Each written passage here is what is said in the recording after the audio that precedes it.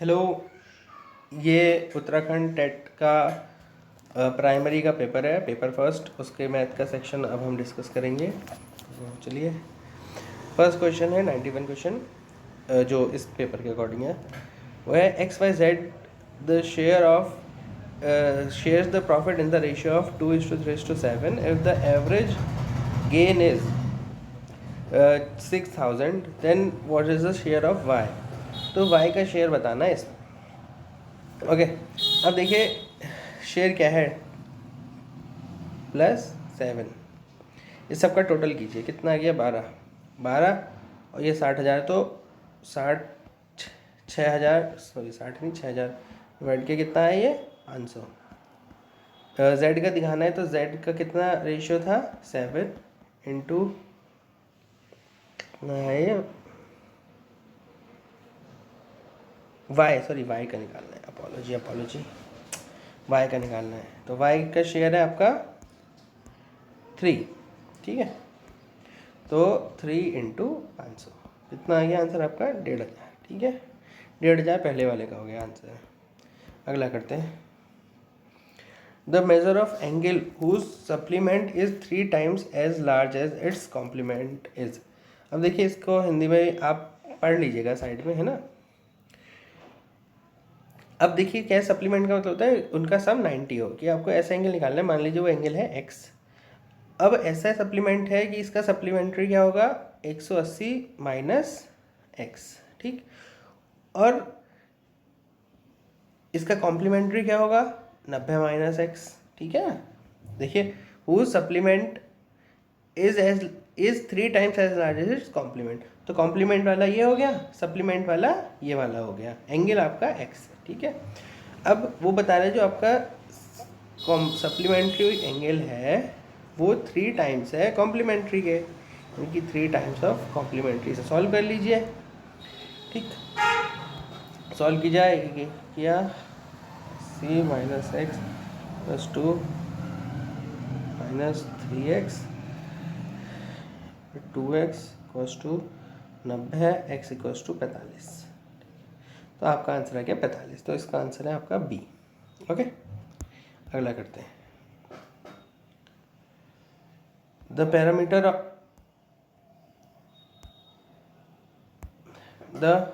Parameter of 2 squares are, parameter दिया है तो पहले की साइड हो गई आपकी, मतलब a1 मान लेते हैं उसको, वो साइड हो गई आपकी 24/4 मतलब 6, और दूसरी साइड होगी a2, वो हो गई आपकी 32/4 मतलब कि 8।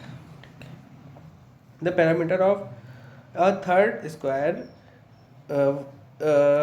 Equal to the area of the sum of the areas of this square, यानी कि इन जो ये दोनों स्क्वायर थे अब इनका एरिया निकालना है और उसका सम करना है, यानी कि 36 प्लस 64 100।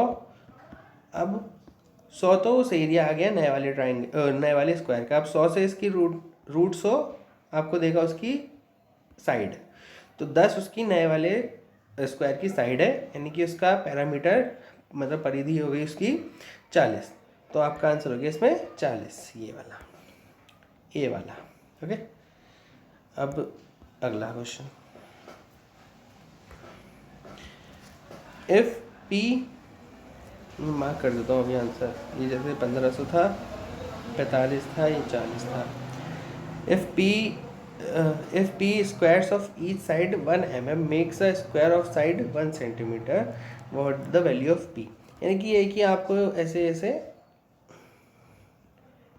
जैसे कि यहाँ पे ये 6 स्क्वायर मिल रहे हैं, वैसे 9 मिलेंगे, जैसे हैं कि 9 स्क्वायर मिले, अरे 9 भाई,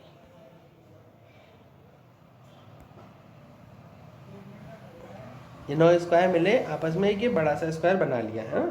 तो वैसे ही पूछा है कि जो 1 mm के थे कुछ स्क्वायर जिनकी संख्या थी p, वो मिले आपस में और उन्होंने बनाया एक बड़ा सा स्क्वायर जिसका एरिया है, जिसकी साइड है आपकी 1 सेंटीमीटर की।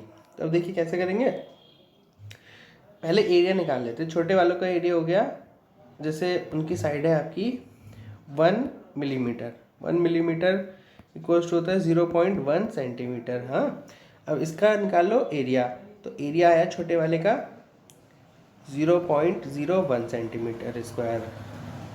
अब बड़े वाले का एरिया निकाल लो, बड़े वाले का क्या है साइड, बड़े वाले की साइड है 1 सेंटीमीटर, तो 1 सेंटीमीटर का स्क्वायर किया तो आपका 1 ही आ गया। अब इस 1 को डिवाइड कर लेना है 0.01 से, इसका आंसर आ गया 100। तो जो p की वैल्यू थी वो 100 है, यानी कि इसका आंसर है b। ठीक है, आगे करते हैं। अब देखिए नेम ऑफ अ सॉलिड, जो ये फिगर में दिया है वो क्या हो सकता है। ये एक पिरामिड तो है नहीं, क्योंकि पिरामिड आगे चोचाए होते हैं, आपने देखा होगा जैसे इजिप्ट के पिरामिड है, तो ये होता है एक पिरामिड। तो पिरामिड तो ये है नहीं, ये फर्स्ट ऑप्शन कट गया, लास्ट ऑप्शन कट गया। अब ये रेक्टेंगुलर प्रिज्म है या फिर ट्रायंगुलर प्रिज्म है। देखिए प्रिज्म वो होता है कि जिनका बेस और ऊपर का बेस सेम हो, यानी कि अगर एक आप घनाभ को आप बोल सकते हैं, क्यूबॉइड को बोल सकते हैं आप रेक्टेंगुलर प्रिज्म पर। यहाँ पर इसकी जो बेस है वो ट्रायंगल है, तो ये एक ट्रायंगुलर प्रिज्म है। ठीक है, बी वाला गलत हो गया। अब अगला, average of 5 consecutive even number is m if the next 3 natural number are also included, how much more the new average than m। अब क्या है ये कॉन्सेप्ट है, उसे मैं ऐसे समझा देता हूँ। जैसे कि 1 2 3 3 नंबर है, नेचुरल नंबर है, इनका एवरेज है 2, पर अब इसमें हम आगे के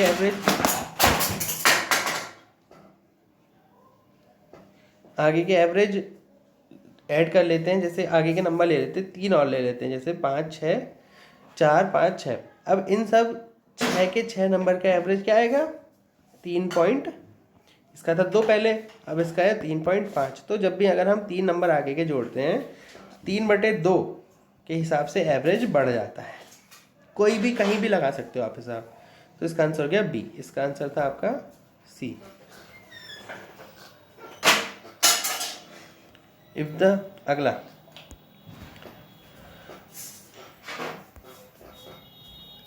if the ratio of principal and the simple interest of 5 years is 10:3। तो 5 साल में जो सिंपल इंटरेस्ट है वो 3 है और जो आपका प्रिंसिपल है वो 10 है। ओके, तो आपको बताना है उसका रेट ऑफ इंटरेस्ट क्या है। तो 3 सिंपल साधारण ब्याज गुणा मूल टू समय 5 साल इंटू रेट बटे 100, बस इसी को सॉल्व कर देना है। अब इसको सॉल्व कर लेते हैं, इससे ये कटा इससे ये कटा, आर की वैल्यू आ गई आपकी 6, तो इसका आंसर हो गया आपका 6 ए वाला, इसका आंसर हो गया बी। ओके, अगला, if a man reduces his speed to 2/3 he takes 1 hour more in walking a certain distance, the time to cover the distance with his normal speed is। तो speed का ratio है, पहले इसकी 2 थी चाल, अब उसकी पहले ये उसकी फाइनल है, ये उसकी इनिशियल चाल है। पहले मतलब पहले की 3 थी, अब उसकी 2 हो गई है, क्योंकि उसने 2/3 के घटा दिया अपने आप को 3 से, यानी कि वो 2 पे आ चुका है। तो अब उसकी जो चाल है और टाइम, ये होगी उसकी स्पीड और ये हो गया उसका टाइम। तो इसका रेशियो उल्टा होता है, यानी कि पहले वो ज़्यादा समय लेगा, मतलब बाद में वो ज़्यादा समय लेगा, 1 घंटा ज़्यादा लेगा। ऐसे मान लेते हैं कि अगर वो पहले 3 की रफ्तार से चल रहा था पहले, तो वो कितने घंटे ले रहा था 2, अब वो अगर 2 की रफ्तार से चलेगा तो वो घंटे ले रहा है 3, ये है इसका मतलब। तो वो कह रहा है कि 1 घंटा ज़्यादा लगेगा। यहाँ पे गैप कितने का है, 1 रेशियो का, वो कितने घंटे के बराबर है 1 घंटे के बराबर है। नॉर्मल स्पीड उसकी ये थी 3 घंटे की, तो उसे सिर्फ 2 घंटे लगेंगे, तो इसका आंसर हो गया ए। ये समझ नहीं आएगा अभी इतना जल्दी, मैं कभी बाद में बताऊंगा इस सब के बारे में, ये शॉर्ट ट्रिक कैसे लगती है। आगे, विच of the following measures can form a triangle. जो मेजर मतलब उसकी जो क्या कहेंगे इसका, जब ये माप दिए हैं वो कैसे वो बना सकते हैं, ट्रायंगल नहीं बना सकते। देखिए ट्रायंगल बनाने के लिए 2 कंडीशन होती है कि 2 का सम, किन्हीं भी 2 साइड का सम तीसरी साइड से छोटा होना चाहिए, और 2 साइड का डिफरेंस तीसरी साइड से बड़ा होना चाहिए। ये कंडीशन है ट्रायंगल बनने की, ठीक है, ये याद रखिएगा। अब ये दोनों लगा के देख लेते हैं हम।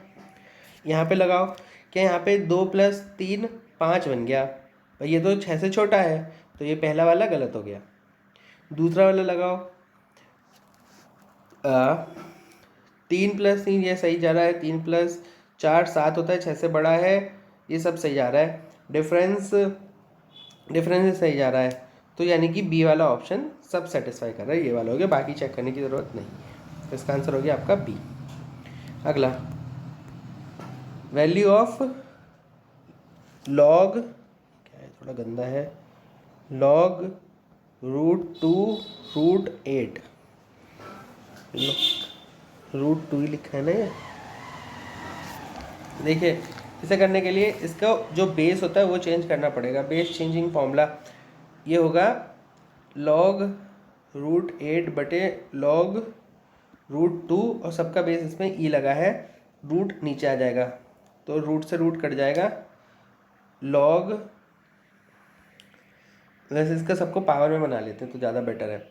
log 2 की पावर 3/2, log की पावर 2 की पावर ½ तो log में क्या होता है, ये सारी पावर नीचे आ जाती हैं, तो 3/2 डिवाइडेड बाय 1/2, 2 से 2 कट गया, तो इसका आंसर आ गया बी वाला, 3 आ गया इसका आंसर। ठीक है, ये अगला, point of intersection of all the medians in a triangle is, तो मीडियन कहाँ पे काटती हैं, आपकी सेंट्रॉइड पर काटती हैं, डी आंसर हो गया। Train crosses a bridge of 800 metre in length and 40 centimetre long, 2 bridges हैं, एक 800 मीटर का, एक 400 मीटर का है, 100 सेकेंड में पार करती है 800 को, और 40 वाले को, वो 400 वाले को 60 सेकेंड में पार कर लेती है। अब बताना है कि उस ट्रेन की लेंथ कितनी है। ओके, तो जो ब्रिज को और ट्रेन के जो क्वेश्चन होते हैं उसमें ट्रेन की लेंथ और ब्रिज की लेंथ जुड़ती है, तो इसमें है कि 800 + L, मान लो L लेंथ थी ट्रेन की, कितने सेकंड में पार किया उसने, 100 सेकंड में पार किया है, तो स्पीड तो दोनों जगह सेम ही है ट्रेन की। स्पीड होता है क्या है, डिस्टेंस अपॉन टाइम, जो डिस्टेंस है उसमें कितना ले रहा है वो टाइम 100। अब ये स्पीड आ गई, दूसरे की स्पीड आ गई 400 + L अपॉन उसकी टाइम कितना है आपका 60 सेकेंड, इसको 60 से इसे सॉल्व कर लो बस, 3 5 ये हो गया 24 + 3L, उधर ले गए उसे 2000 + 5L, उधर गया 2L 4 2, तो L की वैल्यू आ गई आपकी 200, तो 200 मीटर, यानी कि बी आंसर आपका इसका सही उत्तर है। Okay,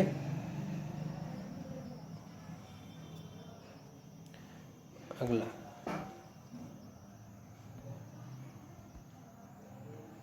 Ten taps can fill a tank in 24 minutes. How many taps will required to fill the tank in 1 hour?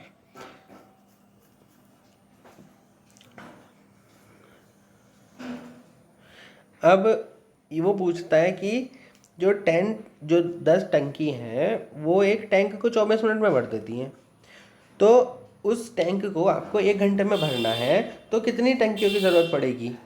तो ये तो देखो सिंपल सा हो गया। अब ज़्यादा 24 मिनट में तो 10 टंकियाँ भर देती हैं, हाँ, एक टैप्स। अब आपको 1 घंटे में भरवाना है, यानी कि तो आप ज़्यादा टंकी यूज़ करोगे, नहीं, वो तो और कम में भर देंगी, 24 मिनट से भी कम में भर देंगी, तो ये गलत हो गया, सी भी गलत हो गया, है ना। ये अब बचा 4 और 8, तो क्या 10 टंकी यूज़ कर लो तो 24 मिनट में, तो क्या 8 टंकी यूज़ करने में बहुत ज़्यादा गैप आ जाएगा, नहीं आएगा, इसका आंसर आएगा सिर्फ 4। ठीक है ना, ऐसे भी कर लो, इसका आंसर हो गया आपका बी वाला 4। ठीक है,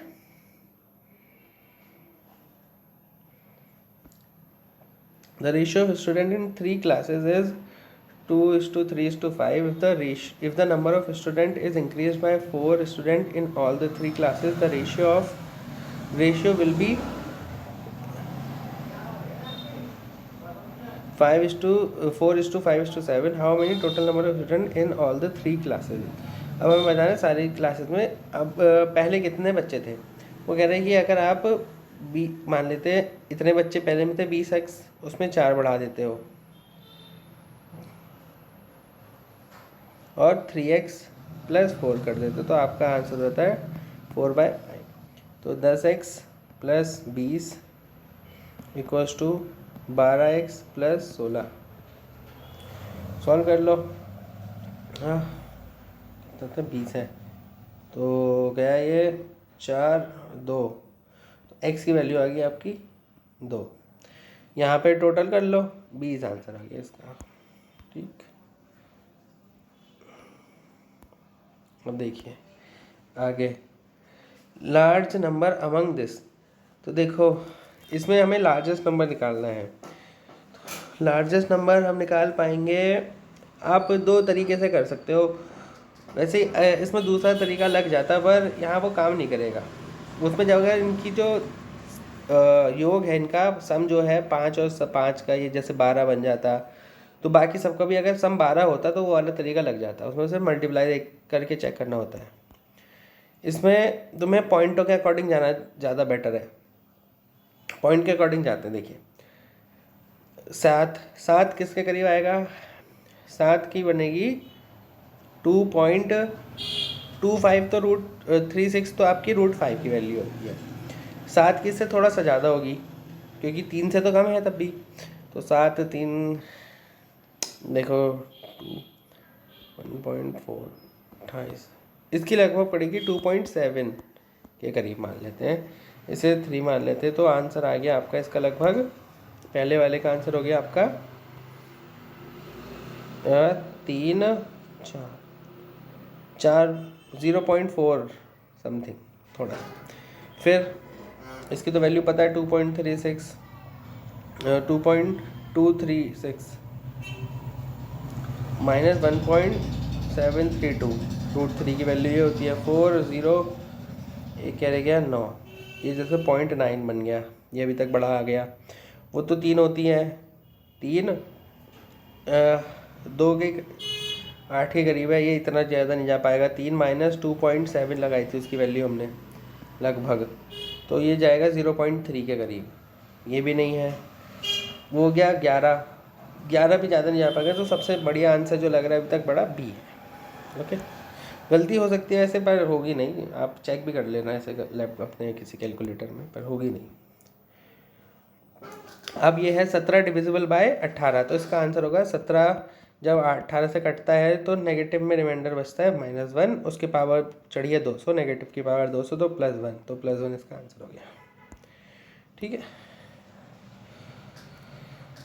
अब ये कुछ क्वेश्चंस हैं मेरे अकॉर्डिंग, तो इसका आंसर होगा रिसाइटिंग नंबर रैंडमली, क्योंकि अभी आप उनको काउंटिंग सिखा रहे हो, इसको ये ज़रूरी नहीं है कि आप बिल्कुल अलग अलग नंबर उन्हें बोल के सिखाओ। ग्रुप में बैठेंगे तो बच्चे कहाँ बात करेंगे, सही रहेगा, एक एक करके पढ़ाना भी सही है, और सीरीज़ में पढ़ाना ज़्यादा बेटर है। तो अभी जो रिक्वायर्ड नहीं है वो है ऐसे रैंडमली नंबर बोलना कोई भी अचानक से। और ये मैं अपने जो मेरी प्री नॉलेज है उसकी के अकॉर्डिंग बोल रहा हूँ, ये थोड़ा गड़बड़ भी हो सकता है, और फिर भी ठीक है, जितना मुझे आएगा बताऊँगा। Assessment of what children learn in mathematics in primary. देखो हमारा फोकस उसमें होना चाहिए, कहाँ नहीं होना चाहिए, मैथमेटिकल लैंग्वेज में। अभी वो उनको कोई ज़रूरत नहीं है, बस वो समझ जाए इतना ही बहुत है। पाई चार्ट होता है, कुछ पाई उसका हिस्सा निकाल के। मैथमेटिकल प्रोसेस मेमोराइजेशन, मैथ में मेमोराइजेशन है ही नहीं, वो समझने का प्रोसेस है सारा। The process of diagnostic test in mathematics is, देखिए वो गैप बताता है ना कि बच्चे को डायग्नोज करो कि क्या कमी आ रही है उसकी। Which of the following is not related to the early number concept. पहले क्या नहीं सिखाया जाता है, ये नहीं पता मुझे, ये कन्फ्यूज़न है, छोड़िए। जब the following are problem solving strategies in mathematics. देखो प्रॉब्लम सॉल्विंग में क्या स्ट्रेटेजीज हो सकती है, कि रीजनिंग हो, variable value, look for the pattern, see होता है। How many natural number lies between, देखो इसका स्क्वायर होता है 324 और उसका स्क्वायर होता है 361, तो 361 में से 324 माइनस करके 1 जोड़ देंगे। नहीं, नंबर लाइज बिटवीन, तो इन दोनों को तो काउंट ही नहीं करना है। अभी देखते हैं, माइनस करो इसे, 11 7 5 3 कितना आ गया, इतने गैप हो गए।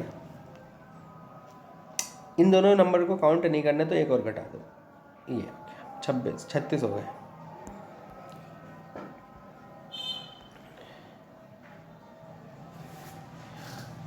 The sum of the exterior angle is taken in order of a triangle. Sum of all the exterior angle taken in order of a triangle. एक त्रिभुज के एक ही क्रम में लिए गए सभी बाह्य कोणों का योग कितना है? बाह्य कोणों का तो योग त्रिभुज के, all the exterior angle taken in order of a triangle. Exterior angle का तो काफ़ी ज़्यादा हो सकता है वैसे, कितना हो जाता है 90 360